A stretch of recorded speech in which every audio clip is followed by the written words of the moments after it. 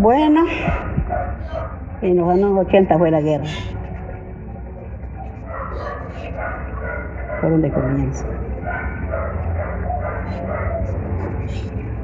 ¿Dónde vive usted, por ejemplo? Son poperas, a donde la vida no vale nada. Así decía la gente, porque el día que allí no había combate, más bien hasta feo se sentía. Ya eso ya se había agarrado como... Yo no me sentía miedosa ni nada. Me gozaba cuando había esos combates y yo quería estar ahí.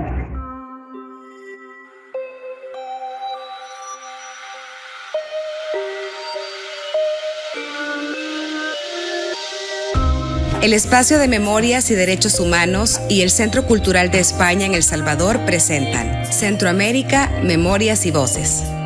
Les damos la bienvenida a esta colección de historias diversas que rompen con la cultura del silencio y reflejan el relato no oficial de nuestro pasado reciente.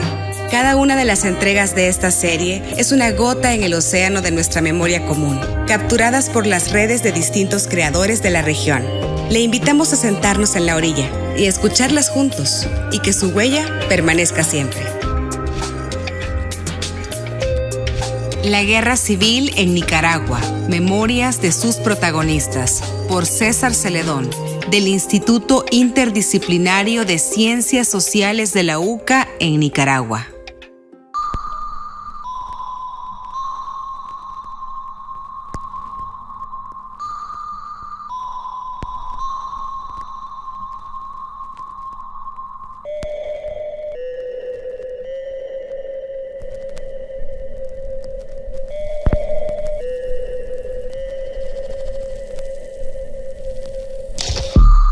La Guerra Civil en Nicaragua, memoria de sus protagonistas, un podcast sobre la guerra de los 80, narrada por las personas que vivieron en carne propia este conflicto, las voces que hemos preferido no escuchar. Hasta que una vez me voy a dejarles comida a la contra. Y dice mi hermano, fíjate, me dice que, no, ¿te vas a ir? No, voy a esperar que comience la guerra, le digo yo. Entonces me dice, pero fíjate que yo quiero que me alistes una ropa porque mañana vamos para Honduras. Eso hizo irme. Cuando yo que me estoy bajando de la bestia donde andaba, porque andaba hasta montada, cuando comienza aquella guerra, a las 11 de la mañana, y eran las 5 de la tarde y estaban que comenzaban. Eso era... Esos campesinos, es decir, eran hombres, pero hombres que no los sacaba un tiro en carrera. Quien habla es mi abuela. Logré entrevistarla de casualidad en una casa en la que entonces se estaba quedando, cerca de un bullicioso mercado de la capital. De ahí que haya tanto ruido. Mi abuela ha preferido no decir su nombre. En la familia, de todas formas, nadie la llama por su nombre. Todos, hijos, hijas y nietos, la llamamos Mita. La Mita es una mujer campesina de 73 años que vivió, como ella misma dice, en una época y un lugar donde la vida no valía nada.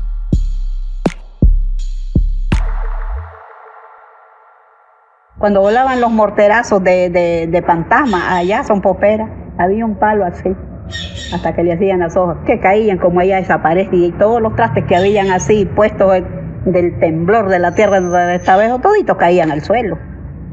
Y yo no sé del milagro de Dios que yo quedé viva. Yo es una guerra pero guerra, como decir aquí en este incontornito, y yo aquí con mis pobres chavalos, que toditos estaban pequeños, gracias a Dios por eso le doy, porque si hubieran estado ya solteros mis hijos, tal vez no tuvieran ni uno, o tal vez, como la misericordia de Dios es grande.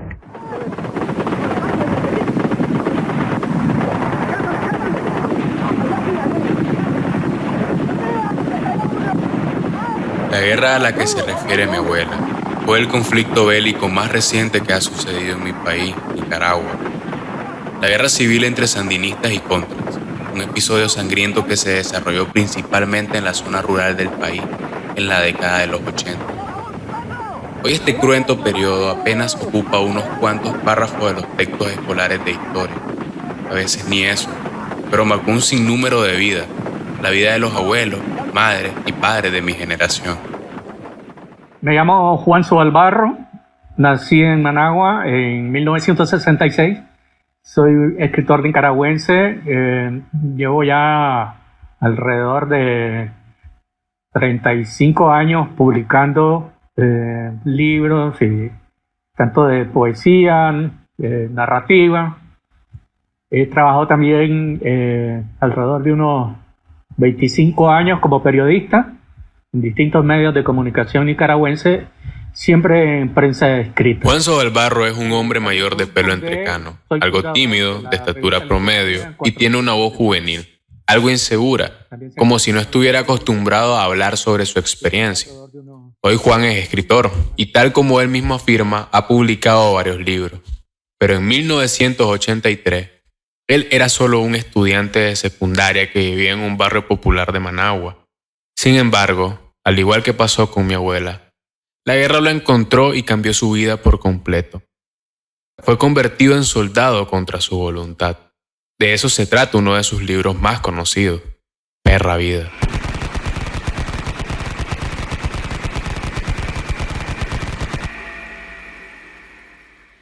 El tema del servicio militar, el sandinismo siempre lo ha evitado. Y te hablo tanto del sandinismo orteguista como el otro sandinismo. Bueno, ya no sé cómo llamarle, pues. Y tampoco les gusta mucho porque, lógicamente, es una deuda de sangre que no se puede borrar fácilmente. Y entonces prefieren evitarlo todo. Bien, detengámonos un momento, y es que aquí hay algunas cosas que es necesario aclarar. Primero, Juan se refiere al servicio militar, una ley promovida y aprobada por el gobierno sandinista en 1983.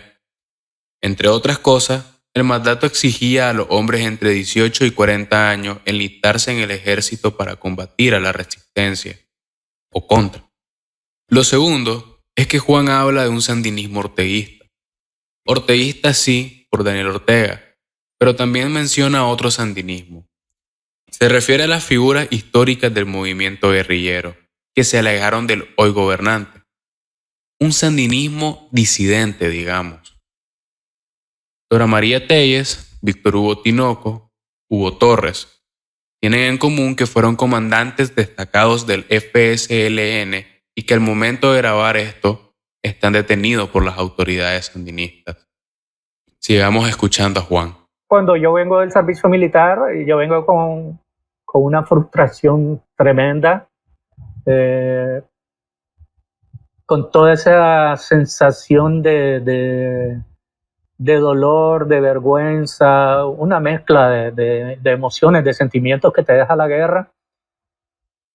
Y sobre todo que para mí fue la comprobación de que el discurso revolucionario es solo eso, es solo un discurso, es una máscara llena de palabras, pero que la práctica es otra. Entonces yo ya veo esos dos mundos, digamos, uno el del discurso y otro el de la realidad, que no me gustaba, pues. Y sobre todo, fue fundamental por eso lo de la experiencia del servicio militar, porque cuando te mandan a la guerra y vos no querés ir a la guerra, simplemente te están tomando como un objeto, dejas de ser persona. El servicio militar patriótico es un deber, un compromiso, una oportunidad. Es la formación integral del nuevo hombre en el cumplimiento patriótico de prepararse en la defensa de nuestra querida Nicaragua y poder garantizar a nuestras futuras generaciones que vivirán en paz. El comandante Humberto Ortega dijo en una entrevista: recogieron toditos los jóvenes de la capital, de Managua y de todos los, para llevárselos a tirarlos al monte, que la gente los matara.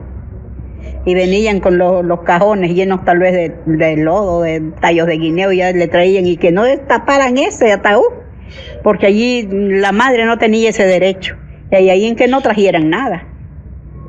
¿Cuántas madres no se dieron cuenta de que a dónde quedaron sus hijos?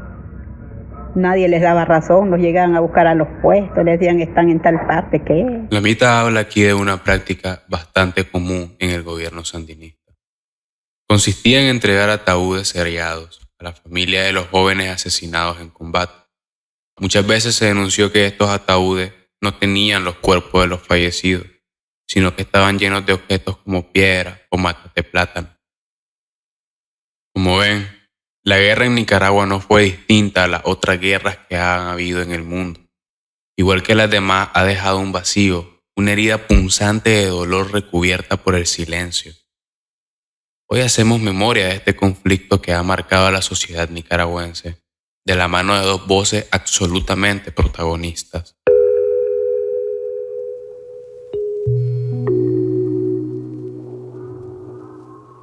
¿Qué piensa usted de la guerra? Usted que la vivió así en carne propia. No deseo que eso vuelva a pasar, porque el que no sabe de la guerra no sabe de nada. Que hay unos haraganes que ni en huevo estaban. Ay, que cuando venga la guerra, digo yo, infelices, y tan siquiera ni una tititraca les ha caído en las patas. Que nada remedian con hacer la guerra, porque más se sigue. No se arregla con balas ni con matarse entre ellos mismos, no se arregla nada. Y ellos piden la guerra, pero ellos no salen de ahí donde están bien cuidados. Mandan a la gente indefensa a morir. Pero ellos no salen.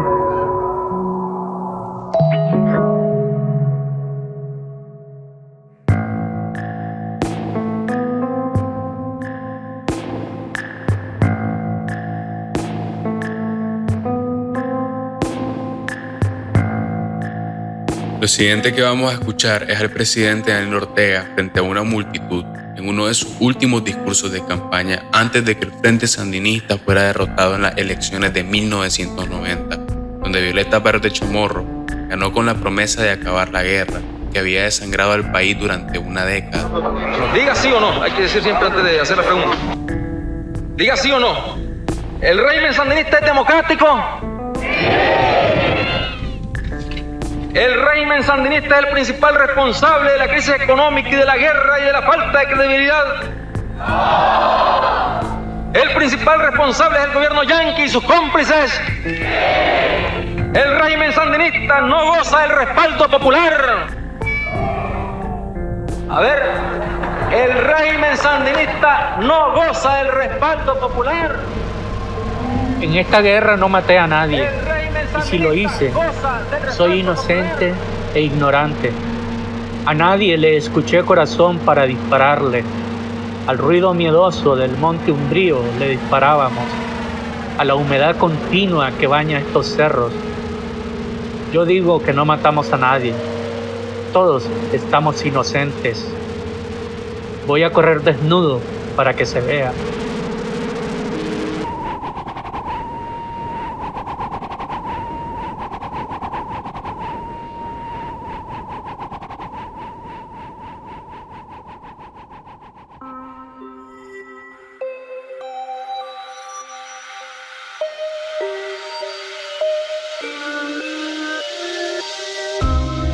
Agradecemos especialmente a Daniela Mendoza Tijerino y Juan Pablo Gómez.